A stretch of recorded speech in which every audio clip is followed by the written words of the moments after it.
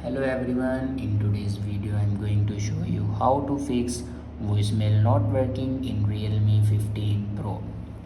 So let's start the video. First of all, open settings. In settings, scroll down and here you can see the option software update. Now click on system and update, and then here you can see the option software update. Now click on it and then click on updates. Now here you can check your latest version will be updated or not. If it doesn't update to latest version, then update it to latest version. After update a latest version, then go back and click on backup and reset phone, and click on reset network settings. Now click on reset. After reset your network settings, your problem will be fixed.